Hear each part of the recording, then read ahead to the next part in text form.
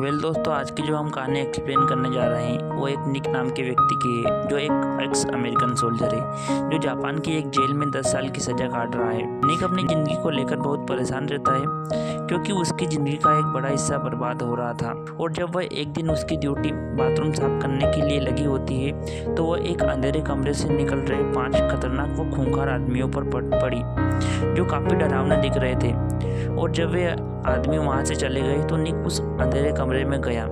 वहां उसे छत से लटकता हुआ एक आदमी दिखा। निक ने उसे बचाने के लिए जेल के गार्ड को आवाज़ मारी, पर गार्डों ने उसे शाबाशी देने की बजाय उल्टा उसे ही पीटने लगे और बाद में उसे एक डरावने व छोटे कमरे में डाल दिया गया। वहाँ वह कमरा काफ़ी घुटन भरा और छोटा था और जल्द ही उसे पता चला कि वह उसी आदमी के साथ कमरा शेयर कर रहा है जिसकी उसने जान बचाई थी। असल में यह आदमी सिरामिक्सो गैंग का एक व्यक्ति था जिसका नाम कियोशी था। साथ में उसे कियोशी ने बताया कि उसके पास जेल से भागने का एक प्लान है जिसमें उसको निक की मदद चाहिए होगी।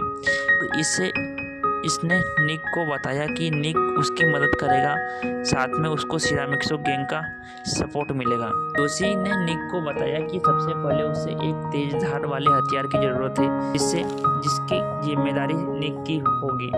इसके बाद निक ने तेज औजार से कियोशी पर हमला करना होगा। इसके बाद जेल के गार्ड उसे हॉस्पिटल ले जाएंगे जहां उसके आदमी पहले से ही मौजूद होंगे। कुछ देर सोचने के बाद निक इस काम के लिए तैयार हो गया और उसे यह करने का मौका तब मिला जब सभी कैदियों को काम करने के लिए बाहर ले जाया गया था। वहाँ मौका मिलते ही निक ने एक पत्थर उठाया और अपनी जेब में डाल लिया। वापस कमरे पर आने के बाद उस औजार की धार तेज करने लगा, जिसके बाद कियोशी अपने अगले कदम के लिए तैयार होते हुए निक को बताता है हमें समय रहते गार्ड को बताना होगा, नहीं तो ज़्यादा खून निकलने की वजह से मेरी मौत भी हो सकती है। निक ने ऐसा ही करते हुए कियोशी के शरीर से जैसे ही खून निकला, निक ने तुरंत चिल्लाकर गार्ड को बुला लिया। चलते दोनों का प्लान कामयाब हुआ और इस वजह से अगले दिन निक का स्टेटस जेल में काफ़ी ज़्यादा बढ़ गया।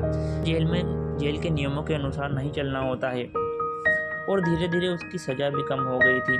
कुछ समय बाद वह जेल से रिहा भी हो गया।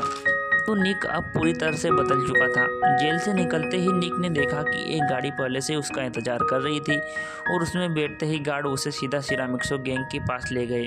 गैंग के कुछ लीडर उसका इंतजार कर रहे थे और निक से मिलकर सबसे पहले कियोशी की मदद करने के लिए उनका धन्यवाद किया। फिर उसे उसका पहला काम दिया गया जिसमें उसको एक अमेरिकन बिजनेसमैन से डील करनी होगी। निक ने बिना कुछ सोचे समझे इसके लिए तैयार हो गया और गैंग के मेंबर ने निक को खर्चे के लिए कुछ पैसे भी दिए। बाद में निक आराम करने की बजाय शहर घूमने चला गया।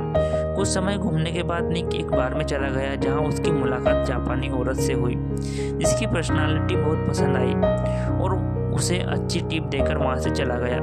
अगली सुबह हमें दिखाया जा रहा है कि कियोशी और निक डील करने के लिए एक आयरन फैक्ट्री के अंदर चले गए हैं। यहाँ उसकी मुलाकात एंथनी नाम के एक व्यक्ति से होती है जो एक अमेरिकन बिजनेसमैन था।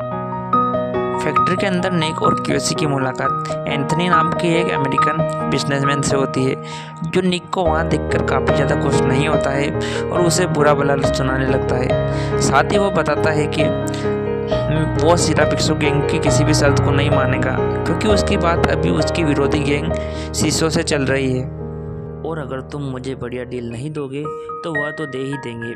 एंथनी की बातें सुनकर निक अच्छे से समझ गया था कि अब बातों से कोई फायदा नहीं होने वाला है और तभी निक ने पास रखी एक टाइपराइटर उठाकर एंथनी पर हमला कर दिया। अपने इस बर्ताव से निक ने एंथनी को समझा दिया था कि सिरामिक्सो गैंग की शर्तें ना मानने का उसका अंजाम क्या होगा। उसके बाद एंथनी उसकी शर्तें मानने को तैयार हो गया। काम खत्म होने के बाद कियोशी और उसके साथी निक को अपनी जीत का जश्न मनाने के लिए एक बार में ले गए। हम सभी लोग एंजॉय कर रहे थे। तभी वहाँ सिरामिक्सो गैंग के कुछ आदमी आ जाते हैं, जिसके बाद वहाँ का माहौल काफ़ी ज़्यादा गंभीर हो जाता है और अचानक शीशो गैंग के लीडर ने निक को बुलाकर बुरा भला कहना शुरू कर दिया। पर निक कहाँ चुप बैठने वालों में से था। उसने तुरंत एक बोतल उठाई और सिरामिक्सो गैंग के लीडर के सर पर फोड़ दी। इसके बाद दोनों गैंग ने एक दूसरे पर बंदूकें तान दी। शीशो गैंग के पास कम लोग होने के कारण वह निक को धमकी देकर वहां से चले जाते हैं। दोस्तों, आगे की कहानी सुनने के लिए पार्ट 2 के लिए सब्सक्राइब करें।